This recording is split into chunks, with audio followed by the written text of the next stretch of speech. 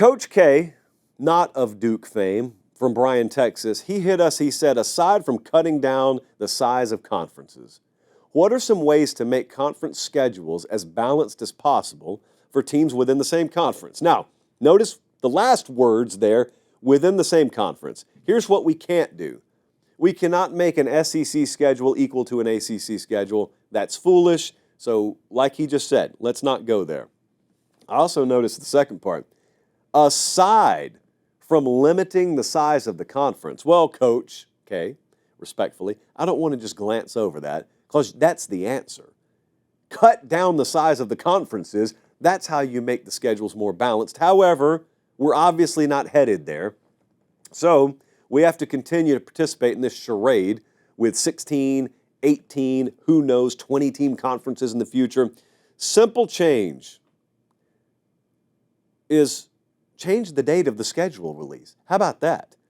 I don't need to know my schedule 2 years in advance. I don't need to know my schedule 10 months in advance.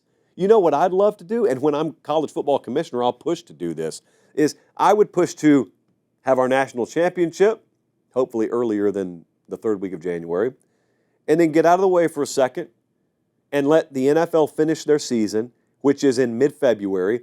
And then in late February, what I would do is I would announce the schedule for that season. And head coaches wouldn't love it because head coaches want as many things figured out for them as far in advance as possible. But you'll live. I pay you $5 million more a year. You'll live if you find out that you're going to play Vandy in week 3 in February of that year instead of February 3 years prior. And what I would do there is, obviously, I'd create a huge spectacle for college football in late February, which still has not grasped the collective concept of owning the calendar for a year instead of a few months.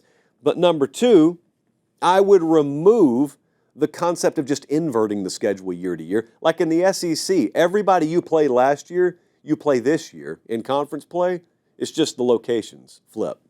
It's dumb to me. It's dumb scheduling. Third thing that I accomplish with releasing schedules the February of that season, of that year, is I insert a mechanism for balancing the schedule.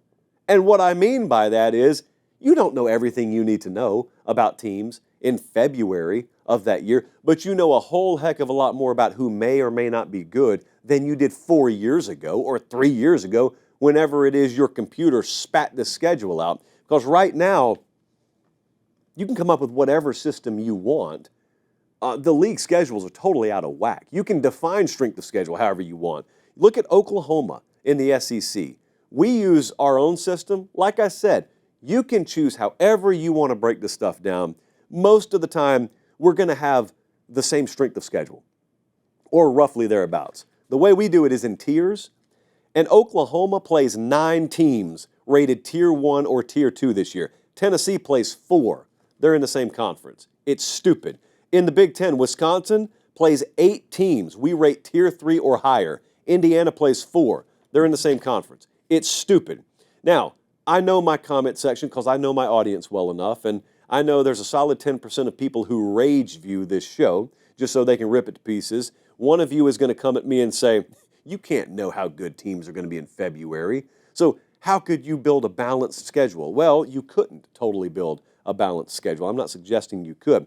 What I am suggesting is, let me cut in really quick and ask, look, prayer hands, please subscribe to the channel if you haven't already. And if you think you're subscribed, check and make sure. Over 50% of you aren't. It's free, it doesn't sign you up for anything, and it helps us keep the show free, college football year-round, the way God intended it. All right, back to the clip.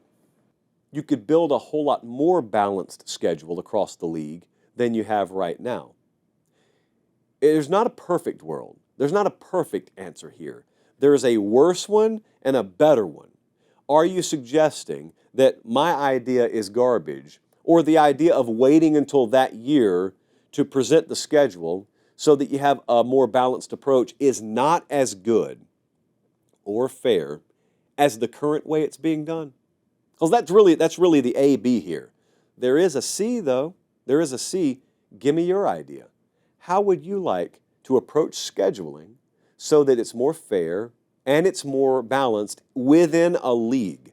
I'm not even talking about the playoff selection process. I'm talking about within the Big Ten, just for the sake of balance in the Big Ten, or in the SEC, just for the sake of balance in the SEC. I'm telling you, I think it's insane to just randomize the schedule. I think you need informed opinion in the scheduling making process, and I think it ought not be done until early in the year that the games will be played. That's what I think. And first off, I'd love to be on the committee.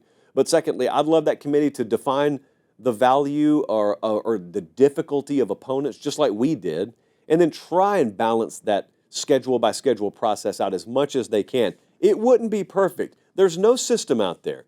I got no system that could see Indiana 2024 coming. There are going to be surprises every year. You could try as much as you possibly can to balance the schedule. Someone's still going to play the hardest. Someone's still going to play the easiest. That's a certainty in any system.